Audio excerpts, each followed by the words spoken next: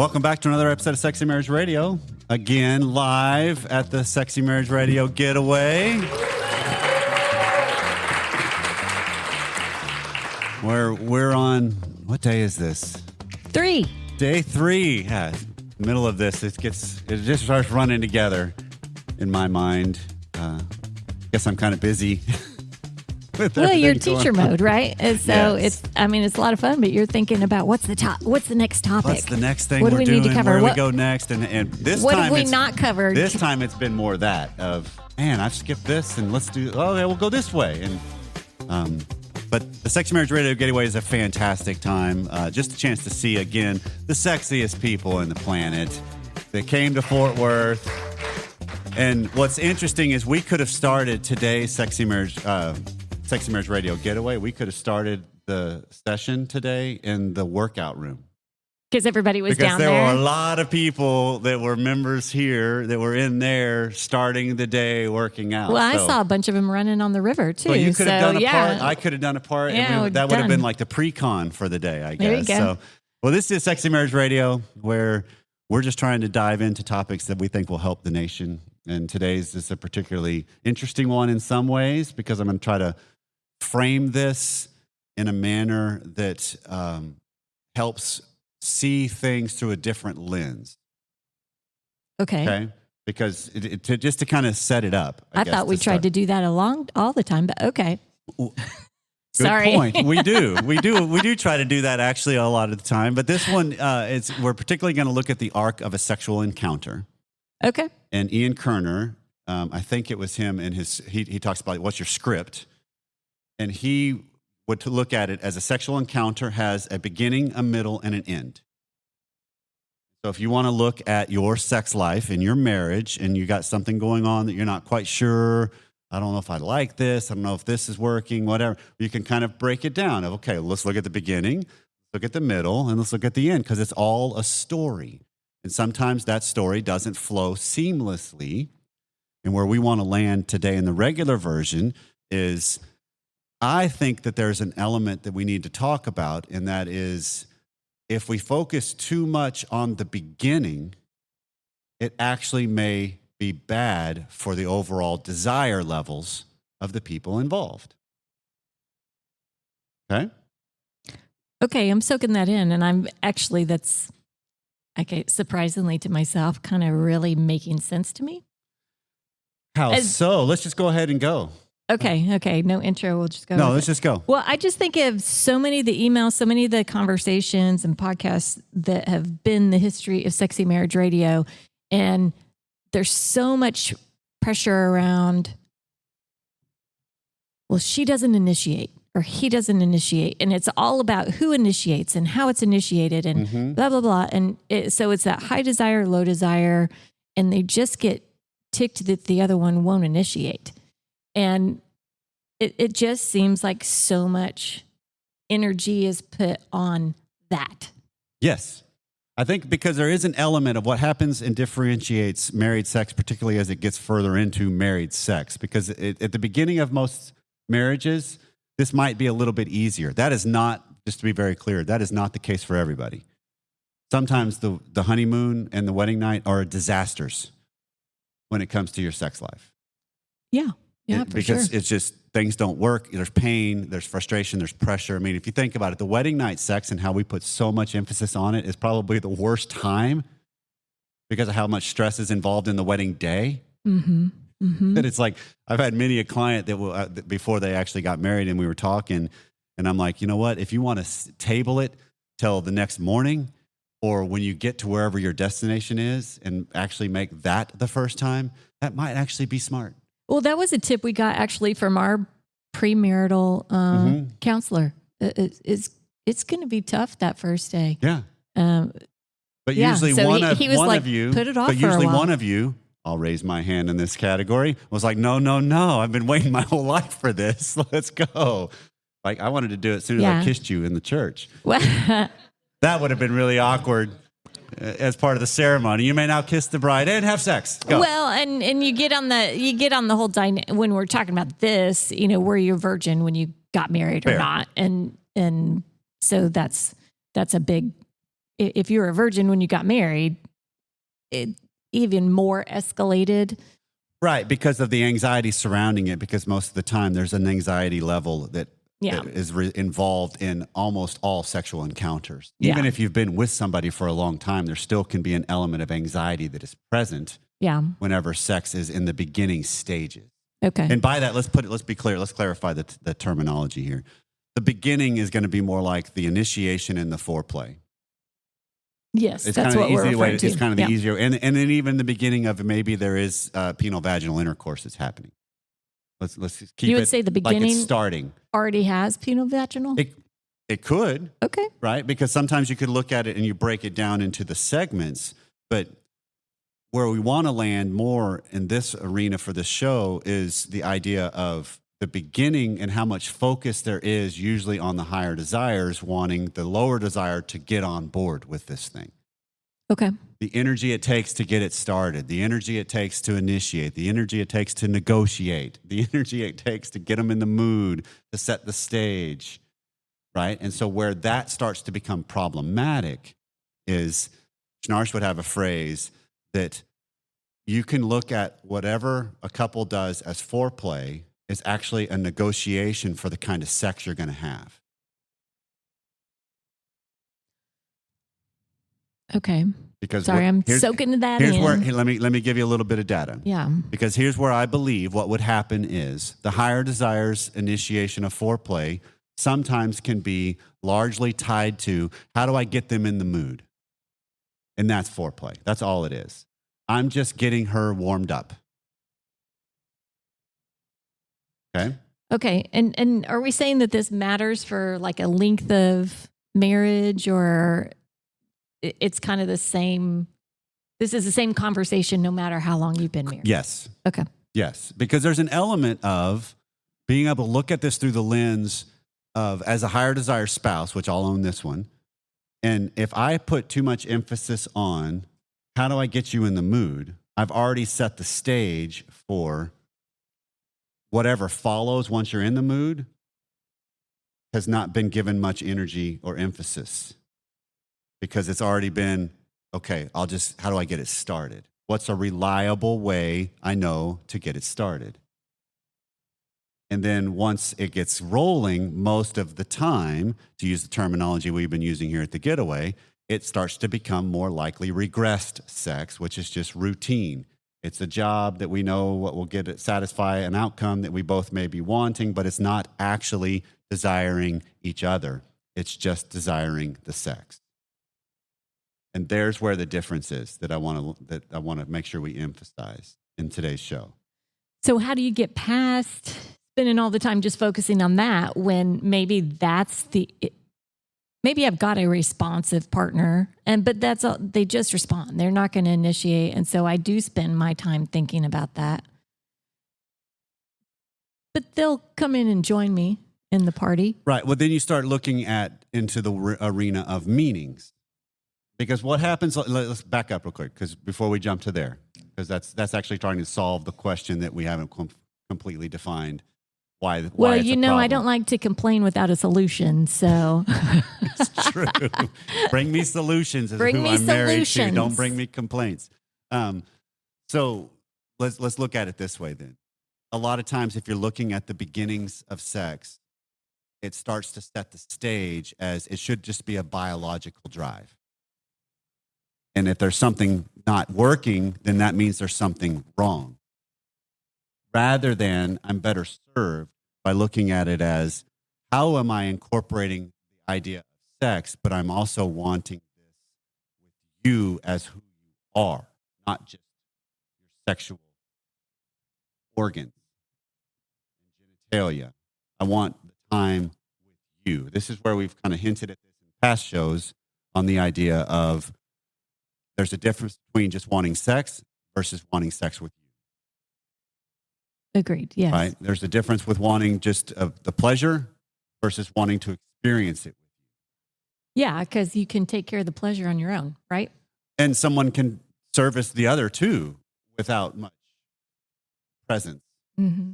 So I think when we look at it as there's so much energy and emphasis on how do we get this started, it makes it to where once we crest of that hill, we actually don't sustain it most of the time because we kind of lose our presence and awareness at times.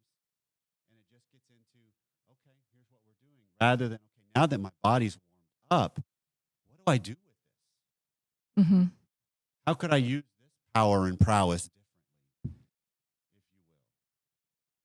And connect based on who I'm with, not just, well, I think we should just do this. Or maybe we should, because that's oftentimes the default thing. Rather than what I'm really wanting is this. There's a different presence there. So is it that the person initiating really needs to just bring up, here's what I'm wanting, and thinking through the whole thing? Because it feels like then there's even more that individual, that spouse in the relationship has to dive into. That maybe is it still that one person heading that up? Well, no, this is where it has to be simultaneous because both play a part in this. Because it can be, I mean, this is where I've had clients. Let's just use this as the example. I've had clients where the energy was spent getting her in the mood, and then once she got in the mood, it became mechanical. It's not that she didn't enjoy it, and he didn't enjoy it. But when they started looking back at it and being self-reflective a little bit, they started recognizing, wait a second, where was the real connection? Did I ever open my eyes and see who I'm with here? Okay, so when we're on this topic, I'm thinking here that there may be a couple that's doing this, that they're spending all their energy on the initiation, on the foreplay, on that. And they may be fine with that. Yeah. I think what you're talking about, like Schnarch has what he calls the blessed few, right? Yes. In how their sexual encounter plays out. Yeah. And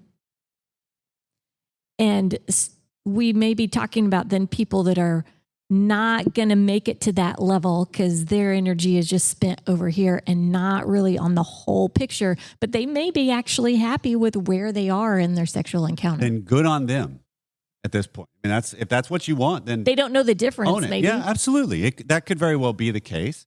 And it's also not this something, and again, we're not ones that are going to try to be prescriptive with episodes. Here's what you should do. This is more just, okay, how do you look at yourself through the lens of the arc of my sex life with my spouse? Where is the emphasis largely? Is it in the beginning, the middle, or the end? And how consistent and engaged and present am I through it all is what makes the difference. Because I really believe, and I can own this from our history of sex with each other over these years, there has been a lot of times early on where my whole emphasis was, how do I get Pam warmed up? And then once I got Pam warmed up, I would hope she would kick into gear and finish the job for me. I would say your emphasis when we talk about when we were first married, when there's a beginning, middle, and an end, it was actually on the end. That was my goal. I don't know if it's an emphasis. I don't know how much emphasis was put on the beginning. We're just saying. But mine wasn't either. I'm not trying to knock you. That's a fair statement Mine for the first either. decade and a half. You're totally spot on with that.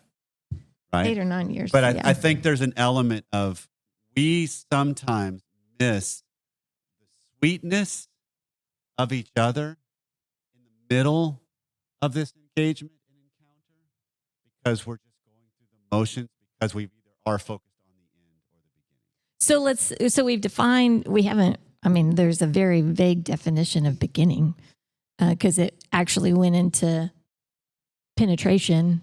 So I wouldn't call that beginning.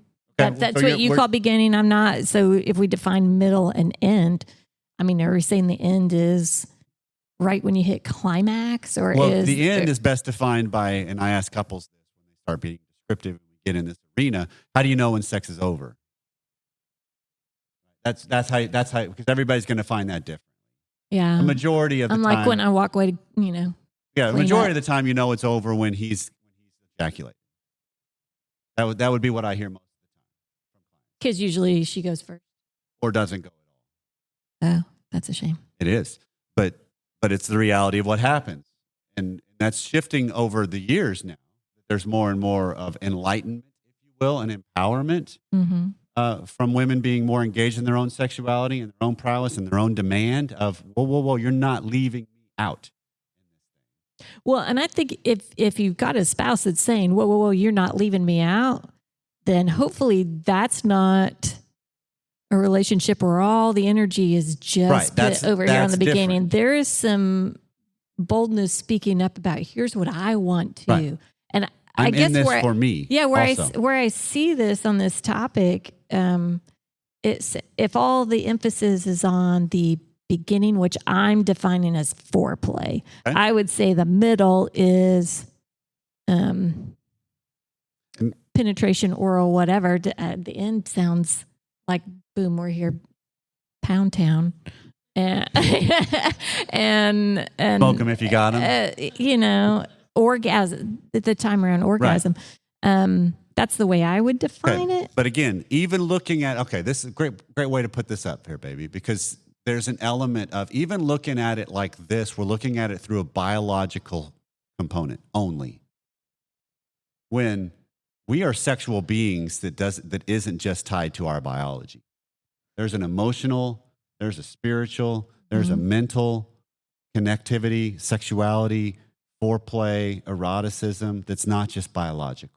And when we can start to look at it as a whole and that connection of knowing and being known and depth of connection, that's a different level of profoundness and sweetness in our sexuality that's not just biology. Because when we look at it just at the beginning and keep it in just biology, that's where we all of a sudden start landing in this arena of, if there's a problem, it's the lower desire's fault because they don't want it. Because sex should just be a natural desire. Everybody should want it.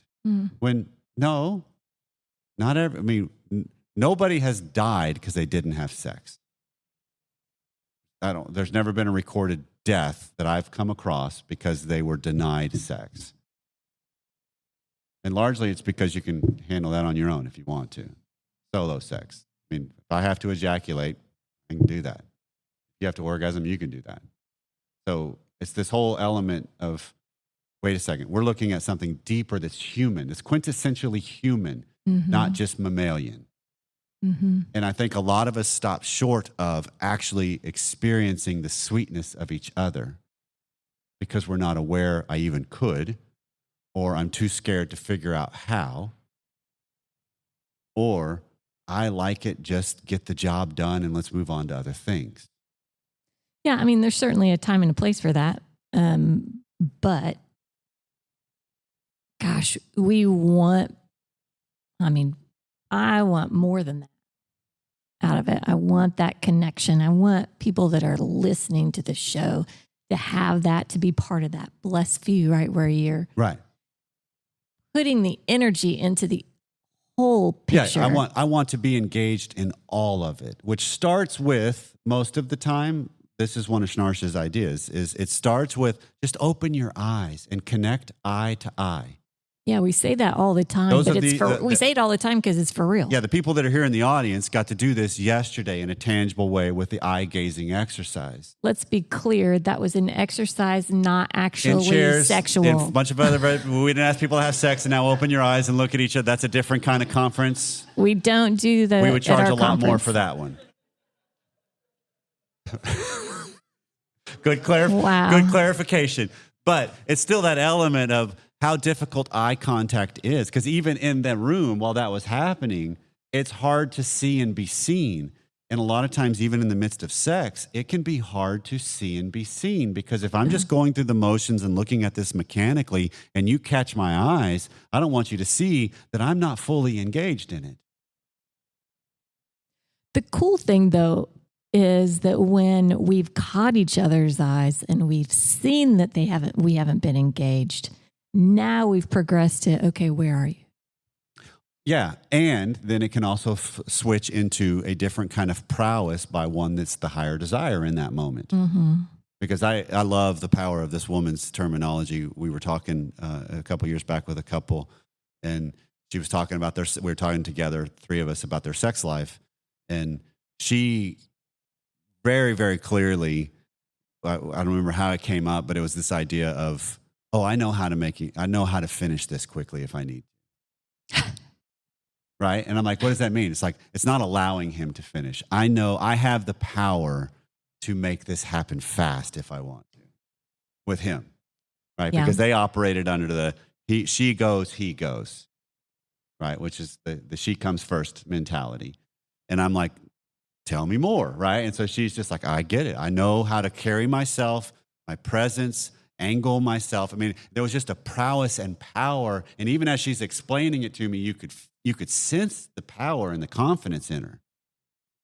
And it's like, that's the difference of like, she has, because that's what I want everybody in here that's listening live, but then also people that are going to hear this in the future, to recognize, how am I bringing that kind of prowess of my presence to the encounter with the person I say I love?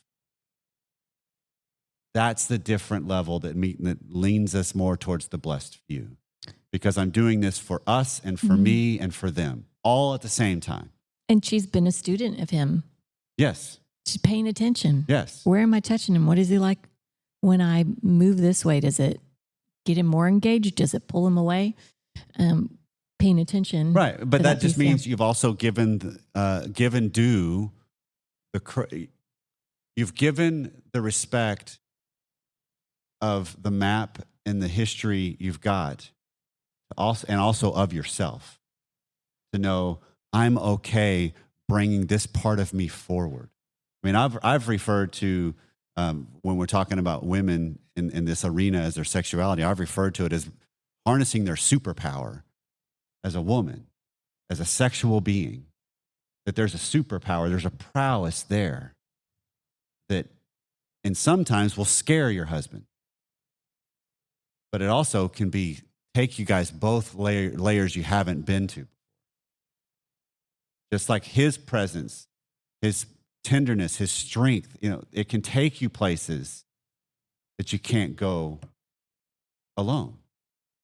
And so, but it's both of you needing to be present. And if we spend so much energy on how do we get this started, sometimes it just turns into, it's just mechanical then. Yeah. So so you get the person listening that spouse just won't initiate at all. They are 100% the ones initiating. And they're just worn out by the time they're done initiating. Well, that begs by the time they're getting to it. That begs the question, is the spouse that's the lower desire responsive is one component of it. Okay. Because if they're not, then you got to face what life actually is in the moment and have a tougher conversation. This whole conversation is going to be more leaning towards the idea of the couple that collaborates, both can get engaged, both can involve, and we can get moments where this isn't the problem. Our seasons of life where you have times where, getaway sex is fantastic sex, so I've heard. Yeah, see? Thumbs up in the audience, yeah. And you can hear it in the hotel. I mean, it's thin walls. Not really. But it is an element of seeing that we get tastes of this where there's different relaxedness and presences of ourselves. And it's a little more seamless. It's a little more engaged. It's a little more ease. As the whole thing unfolds, you have a chance to maybe, let's try this. What if we try that? And if you're here in a good spot. Fair. But it's also the idea of vacation sex. Yeah. That there's a different level of relaxed in it. And so you can have a different kind of prowess to you when it comes to this. There's a little more energy surrounding your sex life. And so we get tastes of this. This is why the higher desires are like, how can we not have this all the time? Right? Because it's so easy when you're on vacation. Right. It's because we're not all independently wealthy and can live a life on vacation. Yeah, because my to-do list takes over. Well, put me higher up that to-do list and we got no problems. But it's still that element. It's still that element of... Okay. Yeah. It's still that element of, my hope is we can start to look at how do I conduct myself in the acts of our sex encounters? Mm-hmm. Because again, we need to take out of the equation, sex does not just mean it has to only evolve eventually into penile-vaginal intercourse, because a sexual encounter could be a lot of things. But looking at it as, okay, where am I emphasizing my energies? And is that serving what follows? Because I will own me. I could spend in my history time focusing on getting this thing going and then just coast to the end and think I was fine. Looking back, it was. But now, I'm a little more aware of, I don't know if I want that kind of level. I don't want mechanical. Well, I don't want throwing, you just realize follow. that maybe that was fine for you, but not fine for me, right? It didn't. It wasn't fine for the relationship. No, it was not. It was not. And so this is then each of us having to ask tough questions about ourselves and each other on, how does this play out with me? How does this play out with us? And then you let each other, you don't ask, here's how I think it plays out with you. You don't do that one. No, that won't But go you do stay in your circle and look at it as, okay, now we can start dealing with the complexities and the meanings of us as people and as sexual beings. And when I can do that, I have a greater likelihood then of bringing that person to the forefront more throughout all of the encounter. And then the hope would be, if that person, when that person does regress, lose it a little bit, disconnect, go routine, whatever, the other could have the courage, like you just made the comment of, hey, where'd you go? Something just shifted. The energy just changed. And then I can see if I have an alliance that they'll pick it back up and join me, or do we need to renegotiate it? It's okay. That's still more present sex. Because my hope and prayer for couples in marriage is that they have the best sex there is. I mean, research keeps showing that, because as you get further in it and you know yourself and you know each other better, it's not about what you do or don't do. It's more about who you are in the presence of doing what you do. Yeah, I think that's where a lot of people maybe get hung up on, that it has to be about some sort of specific technique. Maybe we're missing some sort of technique that'll take us over the moon. There's only so many things we can do. And as we've gotten older, that number is shrinking, because my body can't do those things without pulling a hamstring or something anymore. I'm not that limber. It just doesn't work. But the fact that now we're further into it together, you and I personally, there's a different level of personal confidence. Comfort in our own skins. And just to be heads up of preview of coming attractions, Pam, there's an element of research that talks about what's the median age of the people that will say they're having the best sex they've ever had. Do you remember what that age is? I'm pretty sure it's 55. That's 55. That's 1 year away. So buckle up, baby. Buckle up. Well, this has been Sexy Marriage Radio. If we left, did we leave anything undone? I'm sure we did. Email us. Let us know. feedback@sexymarriageradio.com. Call us at 214-702-9565. We'd love to have you join into the conversation. Those of you that were here that came and hung with us a little bit, we love that you were here. Those of you that listen afterwards, after this is recorded, jump on the platform, join in the conversation. But we love and thank you for listening, and we'll see you next time.